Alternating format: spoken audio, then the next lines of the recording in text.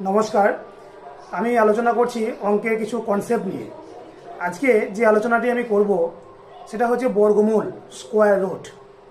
আসলে আজকের এই আলোচনাটি আমাদের নিজেদের জন্য, অর্থাৎ যারা আমরা শিক্ষকতা পেশার সঙ্গে যুক্ত আছি, আমাদের নিজেদের জন্যই এই আলোচনাটি। আমাদের মধ্যে এখনও এই বর্গমূল নিয়ে কিছু বিভ্রান্তি রয়ে গেছে। তো সেই বিভ্রান্তি যাতে না থাকে, এবং বিভ্রান্তি থেকে গেলে স্টুডেন্টদের কাছে ভুল কনসেপ্ট পৌঁছাবে, তো সেই বিভ্রান্তি যাতে না থাকে সেই জন্যই আজকে আমি আলোচনাটি করছি। চলুন শুরু করি। আচ্ছা, আজকে আমাদের আলোচনা বর্গমূল, স্কোয়ার রুট।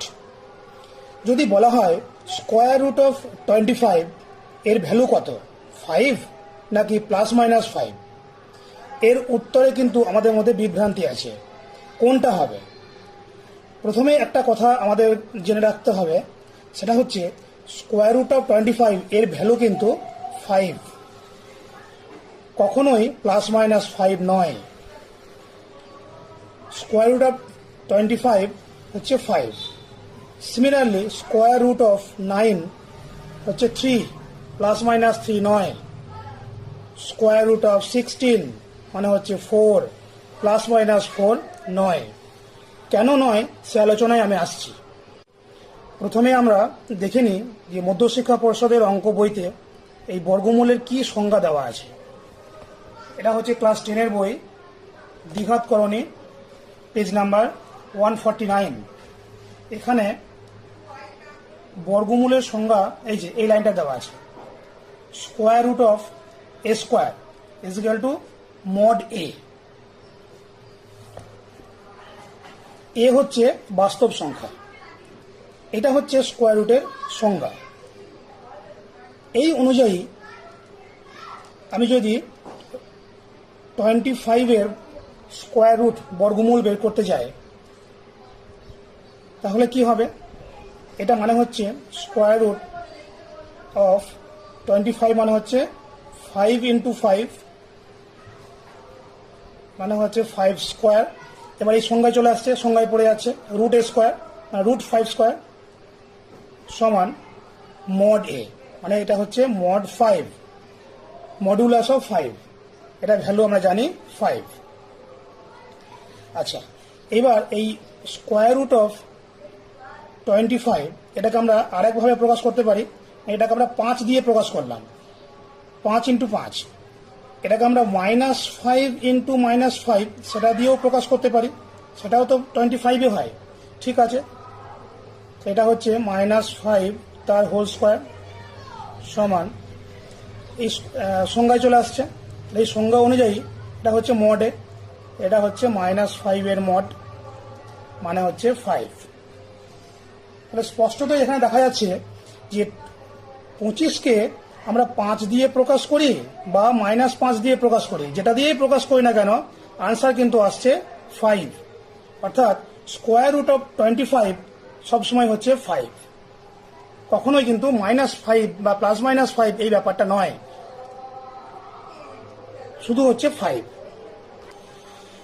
তাহলে এই যে -5, আমরা তো বলি যে 25-এর বর্গমূল একটা 5 আর একটা -5, এরকম তো আমরা বলি। তো এই বিভ্রান্তিটা আসছে কেন? -5টা গেল কোথায়? আসলে ঘটনাটা কি ঘটছে, এই পুরো জিনিসটাকে আমাকে বুঝতে হবে। আসলে যে কোনো ধনাত্মক বাস্তব সংখ্যার দুটো বর্গমূল হয়। যে কোনো ধনাত্মক বাস্তব সংখ্যার দুটো বর্গমূল হয়, একটি হচ্ছে ধনাত্মক বর্গমূল, আরেকটি হলো ঋণাত্মক বর্গমূল। এই জায়গাটা আমাদেরকে বুঝে নিতে হবে। ধনাত্মক বর্গমূলটিকে আমরা এই স্কোয়ার রুট এই চিহ্ন দিয়ে প্রকাশ করি। ঋণাত্মক বর্গমূলকে সরাসরি প্রকাশ করার কোনো চিহ্ন নেই, তখন আমরা এটাকে প্রকাশ করি এইভাবে, মাইনাস স্কোয়ার রুট, এই যে এইভাবে প্রকাশ করি। এই ধনাত্মক বর্গমূলটিকে আমরা এই যে স্কোয়ার রুট দিয়ে প্রকাশ করছি, আমাদের গন্ডগোলটা এইখানে হচ্ছে। যেমন 25-এর বর্গমূল, এটাকে দুটো ভাগে ভাগ করা হচ্ছে, একটা ধনাত্মক বর্গমূল, একটা ঋণাত্মক বর্গমূল। তাহলে 25-এর বর্গমূল হচ্ছে দুটো, একটা ধনাত্মক বর্গমূল, একটা ঋণাত্মক বর্গমূল। এই ধনাত্মক বর্গমূল একটু আগেই বললাম যে ধনাত্মক বর্গমূলকে প্রকাশ করা হয় এই যে এই চিহ্নটা দিয়ে। তাহলে 25-এর বর্গমূল এর যে ধনাত্মক বর্গমূল এইটাকে আমি প্রকাশ করব এইভাবে, আর ঋণাত্মক বর্গমূল এটাকে প্রকাশ করব মাইনাস চিহ্ন দিয়ে, তারপর স্কোয়ার রুট চিহ্নটা দিয়ে। এখন আমরা যখন ধনাত্মক বর্গমূল স্কোয়ার রুট অফ 25 আর 25-এর বর্গমূল এই যে দুটো কথা, এইটার সঙ্গে এইটা আমরা সমার্থক করে ফেলি। 25-এর বর্গমূল হচ্ছে স্কোয়ার রুট অফ 25, এটা আমরা বলে দিই। তা কিন্তু নয়, 25-এর বর্গমূল যদি আমরা এটাকে ধরে নিই তাহলে এটা বাদ চলে যাচ্ছে। সুতরাং 25-এর বর্গমূল সমান স্কোয়ার রুট অফ 25, এই লেখাটা ভুল। এটা যদি আমি লিখে ফেলি তাহলে ধনাত্মক বর্গমূলটি বুঝিয়ে গেল, ঋণাত্মক বর্গমূলটিকে ধরা গেল না।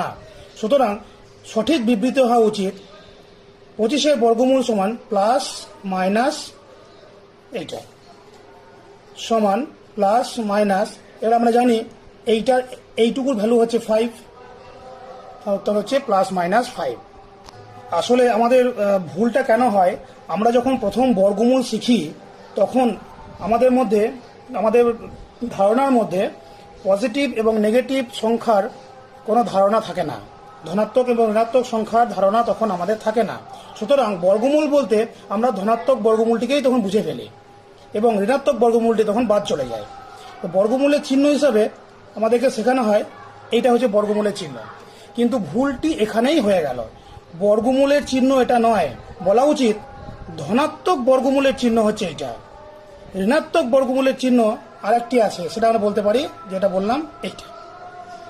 তাহলে বর্গমূলের চিহ্ন এই যে এই চিহ্নটা যখন আমরা প্রথম শিখছি ক্লাস 5 পর্যন্ত আমাদের এইটাই বলা যেতে পারে, কিন্তু যখন 6-এ উঠে যাব, যখন আমাদের মনের মধ্যে পজিটিভ এবং নেগেটিভ সংখ্যার ধারণা এসে গেছে, তখন আমাদেরকে সংশোধন করে দিতে হবে স্টুডেন্টদের যে বর্গমূলের চিহ্ন এটা নয়, আমরা বলবো ধনাত্মক বর্গমূলের চিহ্ন হচ্ছে এটা। তাই বর্গমূলের সঠিক চিহ্ন যদি বলতে হয় তাহলে বলা উচিত প্লাস মাইনাস এইটা, প্লাস মাইনাস স্কোয়ার রুট, এইটা হচ্ছে আমাদের বর্গমূলের সঠিক চিহ্ন। আমরা দেখব যে স্কোয়ার রুট অফ 25 এটা জিওমেট্রিক্যালি কি বোঝায়, জ্যামিতিকভাবে এটাকে আমরা বুঝতে চাই। আমি একটা স্কোয়ার নিচ্ছি, যে স্কোয়ারের যে বর্গক্ষেত্রটির ক্ষেত্রফল মানে এরিয়া হচ্ছে 25 স্কোয়ার ইউনিট, বর্গ একক। তাহলে 25 বর্গ একক ক্ষেত্রফলযুক্ত যদি একটি বর্গক্ষেত্রের কথা চিন্তা করি, তাহলে এইটার ভ্যালু যেটা বেরোবে সেটা হবে এই বর্গক্ষেত্রটির একটি বাহুর দৈর্ঘ্য, এই স্কোয়ারটার একটা সাইড হচ্ছে এইটা। একটা সাইড মানে লেন্থ কখনো নেগেটিভ হয় না, বড় জোর 0 হতে পারে। সুতরাং এর যে ভ্যালুটা বেরোবে সেটা কখনোই নেগেটিভ হবে না, সুতরাং এর ভ্যালুটা হবে 5। আমরা এখান থেকেও বুঝতে পারি যে এইটার ভ্যালু যে -5 হবে না, সেটা এখান থেকেও বুঝতে পারছি। আজকের আলোচনা এই পর্যন্তই, অন্য দিন অন্য ভিডিও নিয়ে আসবো। ধন্যবাদ।